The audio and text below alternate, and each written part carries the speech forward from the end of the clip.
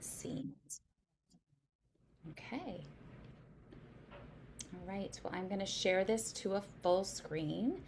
And if anybody pops on and joins us at that time, you won't be able to see them, but I'm sure they will be coming on. Welcome to our back to school webinar. This is the first year that we have done these back to school webinars, and it's something we will definitely continue because of the response that we've had.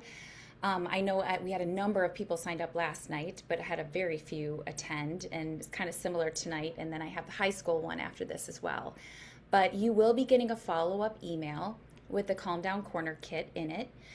Today in this webinar, we will be going through a lot of the items that are in the Calm Down Corner kit and how you can utilize them in their classroom and make that connection to home as well. So everybody begins to speak that common language. The title of this back to school webinar is Big Emotions, Quick Resets.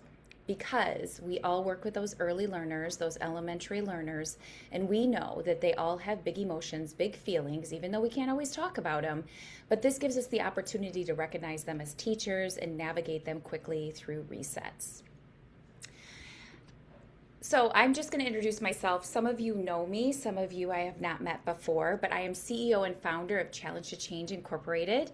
And also the founder of Mindful Minutes, our nonprofit side of things. My name is Molly Schreiber. I'm the mother of 4 amazing children. Here are 3 of my children. You see me in the center there in the red dress, and on either side of me are my twins, Jacob and Maria, who are 20. Maria is going to Clark University in Dubuque to be an elementary education teacher, and I could not be prouder. And Jacob is at the University of Iowa. He's studying exercise science. And Maggie over to the other side, she is my child that has completely flown the coop. She is 22 years old, and she moved to North Carolina this past May to begin her physical therapy education at High Point University. And she's home visiting this week, so my mama heart is completely full. I also have a bonus daughter, Sydney, who is really, really flown the nest. She's 29 years old and lives in Iowa City. I am also a dog mom to Mila and Blue. Those are my 2 puppies. I should probably have a picture of them up here. I have a master's degree in education, which is in the area of reading, which gave me the launch to begin writing children's books, which also led to the curriculum writing of Challenge to Change Incorporated. I am a 500 level educator in the world of Yoga Alliance and a YACUP, which means I'm a continuing education provider in that world as well. But most importantly, I am the lover of all things mindfulness and bringing mindful education into the classrooms in our world.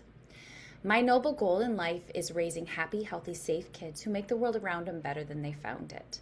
I believe our noble goal is our guiding light in life, our guiding light that keeps us getting out of bed every morning, moving forward to accomplish becoming the best version of ourselves. I also believe the noble goal in your life will never be accomplished till the last day of your life when you take that last breath and the angels come down and they say, job well done. So my noble goal, raising happy, healthy, safe kids, includes the kids of my own that I've raised, but also the kids in the classrooms that you serve in. Because we want all of our students to be the future neighbors and leaders that are well-rounded individuals who can regulate their emotions, the big, the small, and the in-between, the pleasant and the unpleasant. Because when we understand how we're feeling and allow it to pass through our bodies, we're able to step forward in life in a more meaningful way. So today, I'm just gonna run over briefly before we get started in the webinar about what Challenge to Change is. If you have not heard about us before but signed up through the webinar through maybe learning about it with a friend or watching it later on YouTube, our mission at Challenge to Change is empowering individuals with a proactive approach to strengthen their mind, body, and emotional well-being through viable preventative mindfulness tools. And that's what we teach, are giving the students opportunities to have tools in their tool belt that they can use when they're navigating difficult situations. It's a proactive approach. It's a preventative skill set that we give them so they can navigate the big, the small, and the in-between situations and emotions in their life. We do offer school programming through live, online, or through a licensure if we have someone who's trained in your building. We also give continuing education opportunities to our educators. We offer emotional intelligence support, We present at conferences. We do lots of professional development for educators. We are also in what we call our trauma supports area, which are in facilities of homeless shelters, juvenile detention centers, and we offer trainings in those areas, along with being in after-school programmings. We're also navigating into the healthcare field. We offer studio programming, which are our beloved yoga art camps or classes for kids after school or simple workshops. We also offer trainings. If someone likes what they see with Challenge to Change, they can take our 95-hour yoga teacher training where they learn how to deliver these practices to teens, toddlers, and our young adults. So if you're interested in that, we have a training for it. We also offer a 200-hour yoga teacher training, live and online, self-paced, and a 300-hour yoga teacher training. Today, in this webinar, I'm going to talk at you a lot in the beginning, and then we'll have opportunities for sharing if you wish, or collaboration, or asking questions. Our goal for today is to help our students, the children we work at, whether they're in our school building or at our home, or the both and. We want to help our students notice the big emotions they're feeling, whether we can say it or not, and choose tools to reset when they're feeling unregulated, and then return to learning or the routine that we desire. You're going to see there a picture of a page from our Calm Down Corner kit, which will come in a link to you in a follow-up email after this webinar, but it will also be given to you today at the end of the webinar. I will drop it in the chat so you can look at it immediately and ask questions if you want to. But this is a page from that Calm Down Corner kit. It is 52 pages long and loads you with tools that you can use in your classroom or in your home. So before we get started, we're going to practice what we preach at Challenge to Change, and we're going to pause and we're going to breathe. So I invite you, wherever you're at, unless you're driving, don't do this if you're driving, is to uncross your legs, maybe put your hands on your lap, maybe put them on your belly, maybe put them on your heart, and close your eyes if you're in a safe space, or hood your gaze, or look down and find a focal point. And just take a few deep inhales and exhales and settle in. Maybe you didn't realize how fast your brain was working. Maybe you didn't realize the buzzing that you had in your body or the stimulation that was happening to you. So before we begin this webinar, I invite you to settle in. Settle into the practice of mindfulness. If your hands are on your lap, that's beautiful. If they're on your belly, you're really going to feel the inhalation and exhalations of the breath we're going to take. If they're on your heart, you'll feel that as well. So with that, with your eyes closed, your body calm, and your limbs uncrossed, exhale, let the breath go from your body. Let it go completely. Then inhale the 3-part breath from the belly, the rib cage, and the chest. And then open mouth exhale, sigh it out. If you're in a room by yourself, you can even make those audible noises. Let's do that again. Inhale, belly, rib cage, chest. Open mouth exhale, sigh it out, let it go. Settle into this space. And one more time. Belly, rib cage, chest. Open mouth, let it go. Sigh it out. This time, inhaling belly, rib cage, chest. Exhale back out through the nose or through slightly parted lips. Maybe feeling a warming sensation in the back of your throat. Inhale the belly, the rib cage, the chest. Exhaling back out through the nose or through slightly parted lips. And do that a few more times on your own. Just noticing what's happening to those quickened thought patterns you had.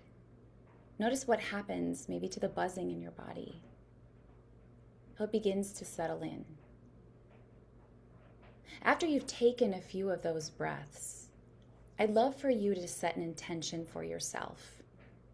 Maybe it's an intention of how you'd like the next hour to go or the rest of your evening.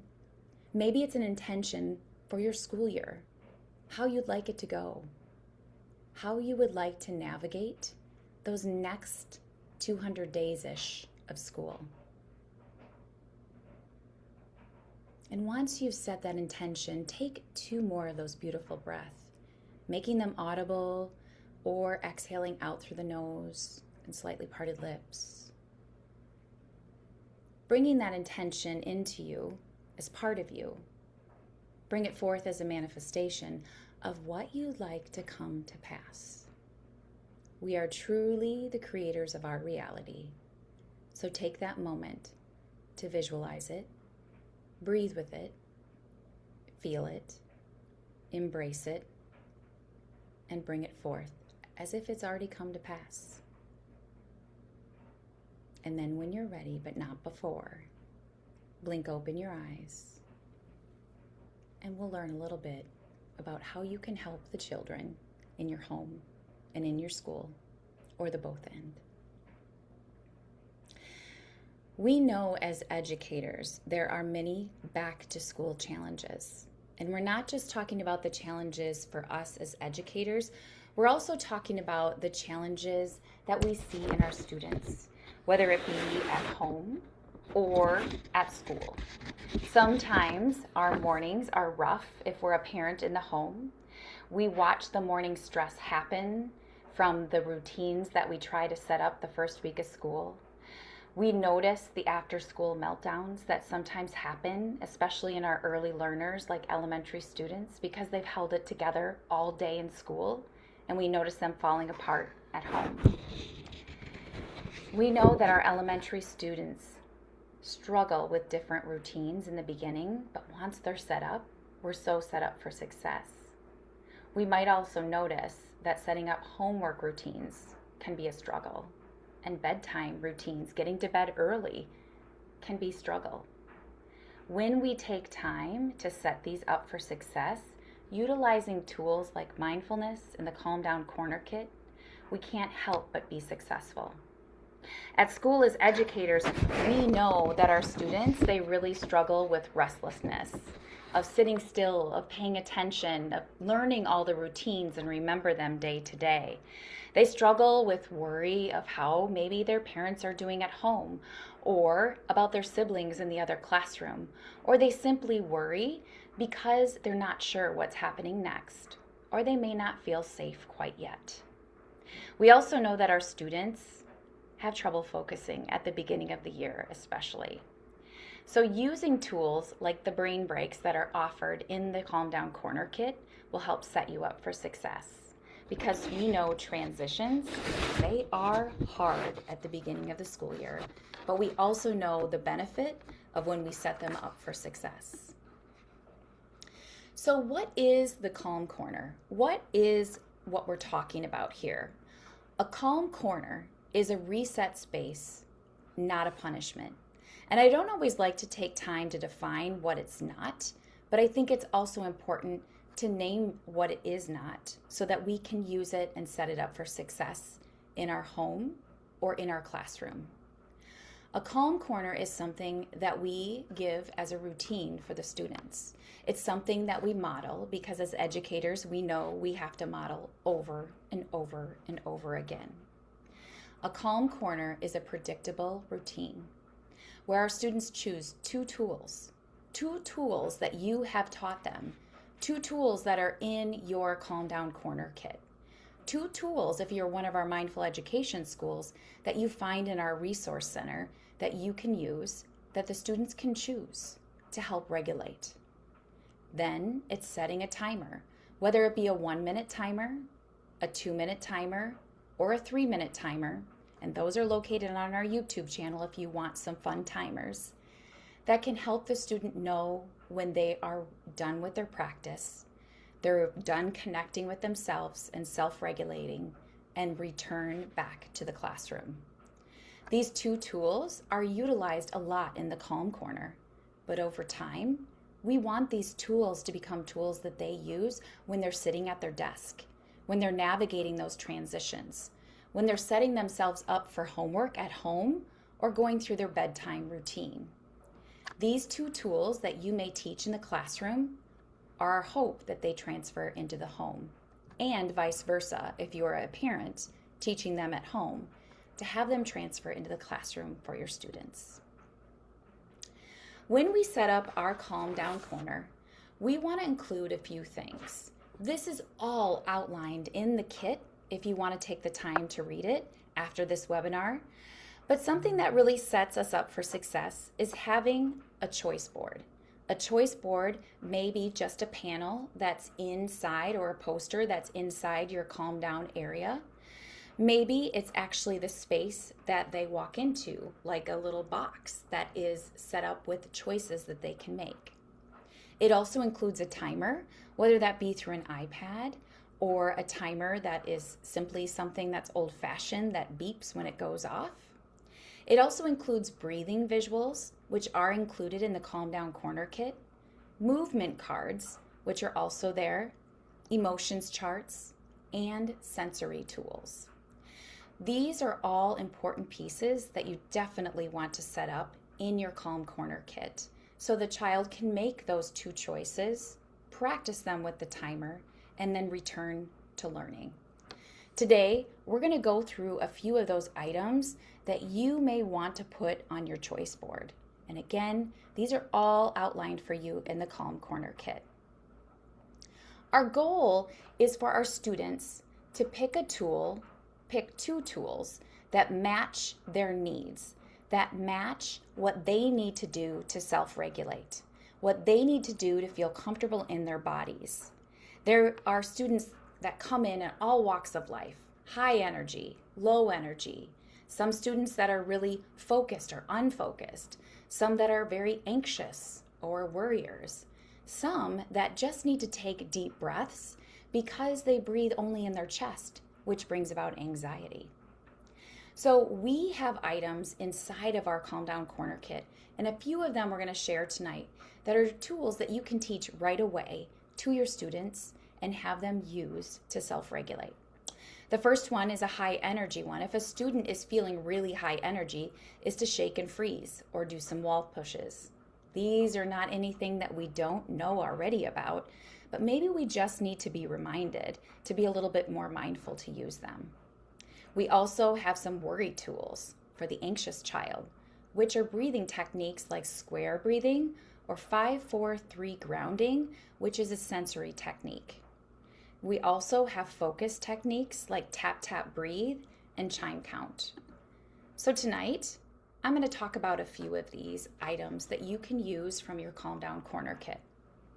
The first one is practice, the shake and freeze.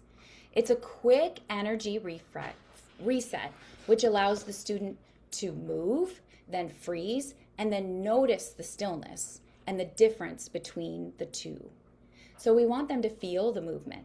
We want them to freeze in the moment and then notice the stillness.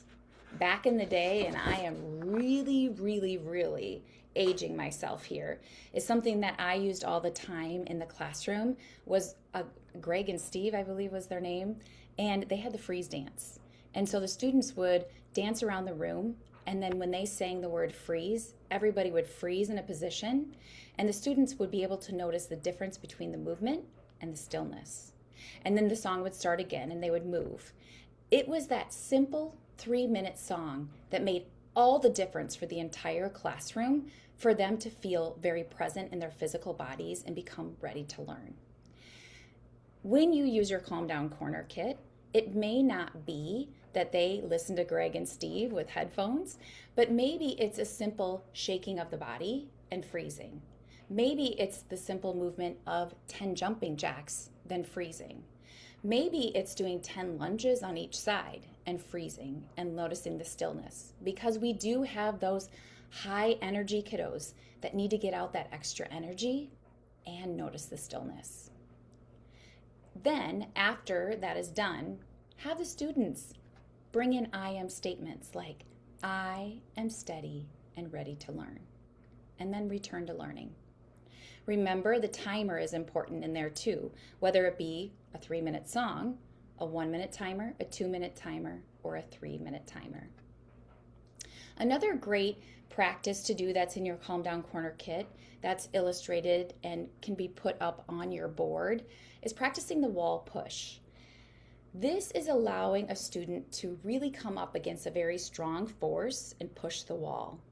This way they are grounding through very safe pressure.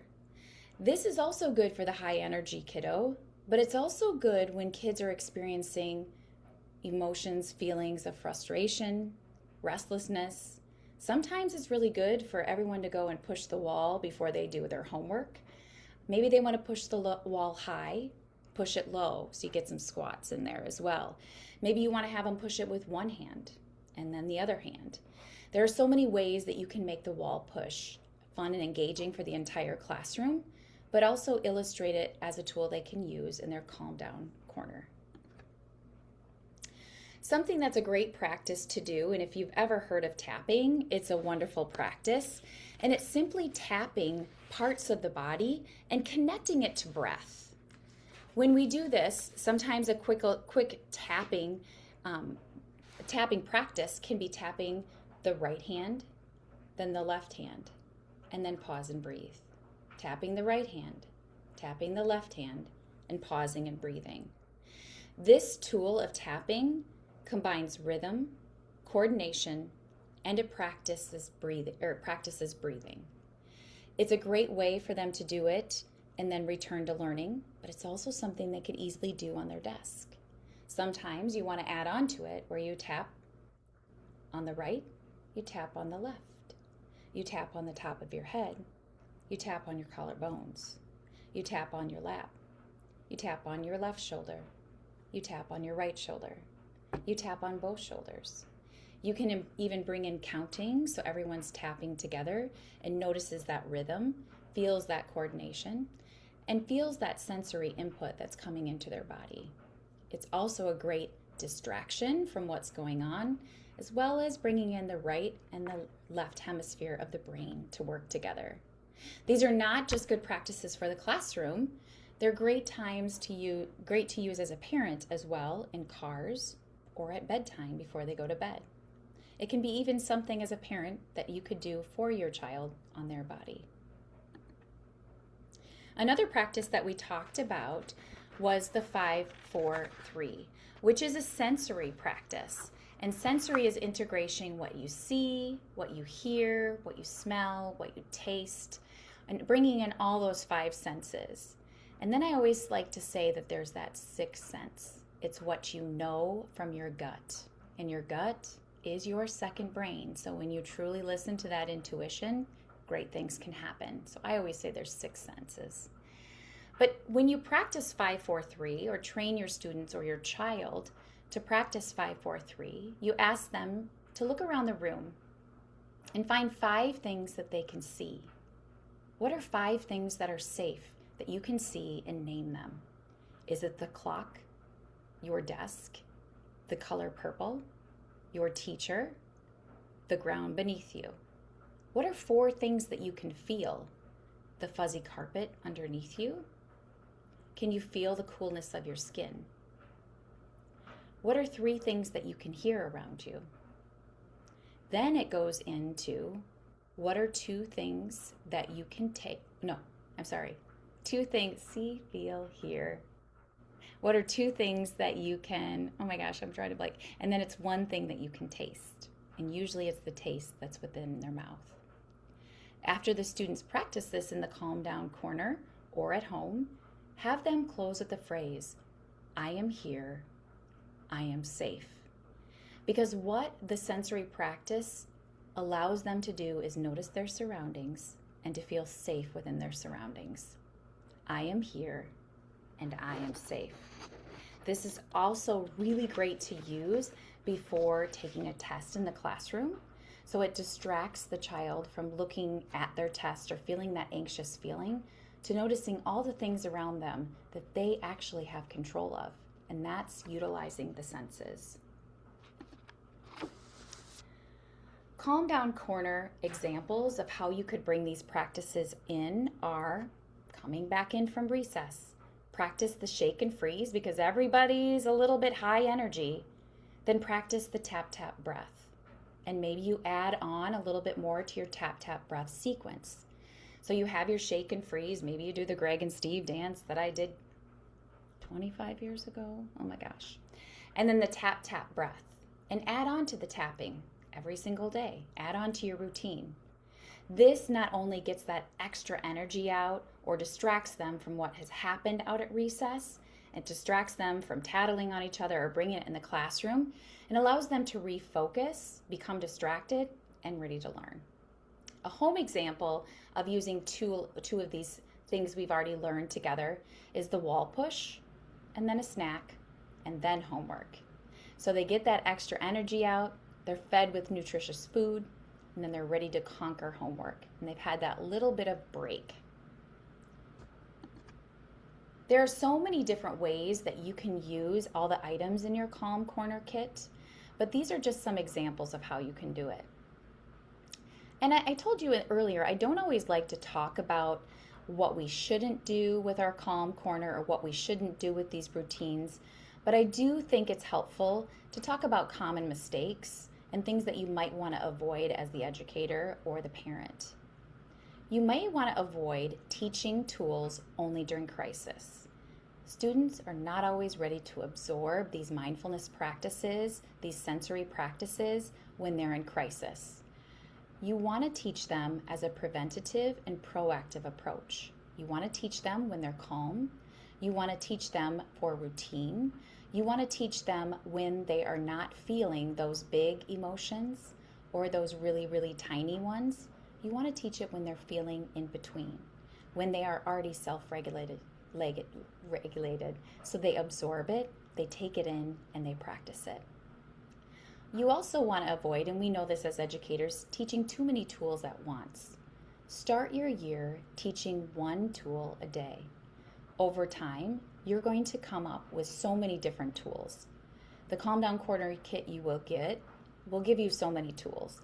But you also, if you're one of our mindful education in the schools, you have our online resources center, which is loaded with over 1,000 other videos, activities, printable worksheets that you also can use at any time. Also avoid using it as a punishment.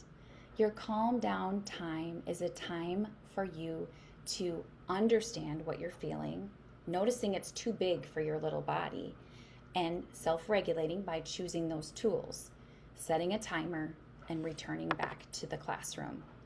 It is not a punishment, and it's not a time to also let the student know what they may have done wrong. That can come later on as well.